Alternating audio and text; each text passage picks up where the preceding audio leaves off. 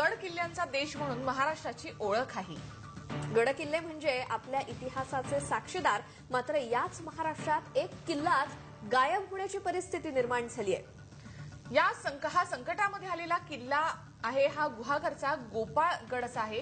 का आणि कसा गायब झाला हा किल्ला आपण पाहूया।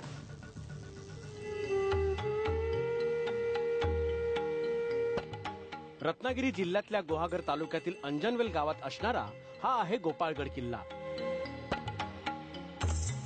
कदाचित काही दिवसांनंतर हा किल्ला दिसणार नाही, कारण या किल्ल्याचं अस्तित्वच धोक्यात आलंय। पश्चिम किनारपट्टीवरील सर्वात जुनं आणि प्रसिद्ध बंदर असणाऱ्या दाभोळ बंदरावरील व्यापारावर नियंत्रण ठेवण्यासाठी अत्यंत अचूक जागी गोपाळगड किल्ल्याची रचना करण्यात आली होती।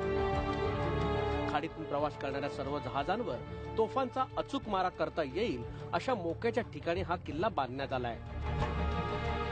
या किल्ल्यावर 26 जानेवारी आणि 15 ऑगस्टला ध्वजारोहण होतं, मात्र त्याची नोंदच सरकार दरबारी केली जात नाहीये। त्यात सरकारी अनागोंदीचा फटका गोपाळगडाला बसलाय। 8.5 एकरात असलेला हा किल्ला तटबंदी, बुरुज, दरवाजे, सदर, विहिरी असे सर्व दुर्गावशेष आजही शिल्लक असताना गवताळ कुरण म्हणून हा किल्ला खासगी मालकाला 300 रुपयांना विकण्यात आलाय। ज्यांनी विकत घेतला त्यांनी यावर 15 लाखाचं कर्जही काढलं। एका चुकीमुळे किल्ला बेवारस म्हणून विकला जातो। जिथे मूळ किल्ला आहे तिथे गवताळ कुरण दाखवायचा पराक्रमच महसूल आणि भूमी अभिलेख यांच्याकडून करण्यात आलाय।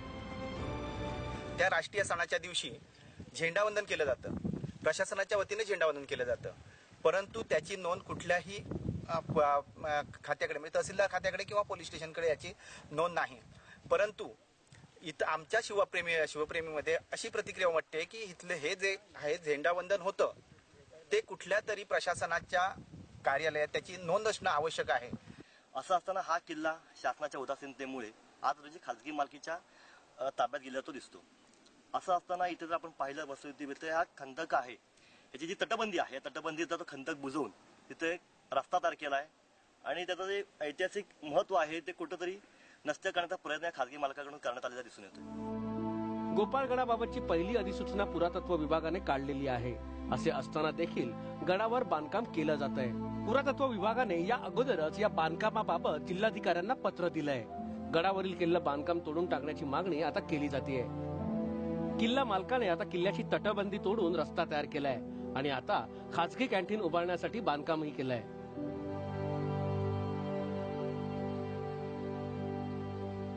गुहागर तालुक्यातील गोपाळगड किल्ल्यावर आपण उभे आहेत आणि या किल्ल्याखालची जमीन आहे ती जमीन सध्या खासगी मालकीची आहे। पुरातत्व विभागाने बांधकामात जिल्हाधिकाऱ्यांना या अगोदरच माहिती दिली आहे। 1960 अधिनियमानुसार जिल्हाधिकाऱ्यांकडे ऐतिहासिक गोष्टीचं पालकत्व असतं, त्यामुळे जिल्हाधिकाऱ्यांनी गडावर होणारे अनधिकृत बांधकाम लवकरात लवकर थांबवावे आणि सरकारने दुसरी अधिसूचना काढून गोपाळगड किल्ला राज्य संरक्षित करावा अशी मागणी आता किल्लेप्रेमींकडून केली जाते आहे। हा किल्ला राज्य संरक्षित झाल्यास गुहागरच्या पर्यटन क्षेत्रात आणखीन भर पडणार आहे, मात्र यासाठी राजकीय इच्छाशक्ती महत्वाची आहे। लक्ष्मीकांत घोणसे पाटील, TV9 मराठी, गुहागर।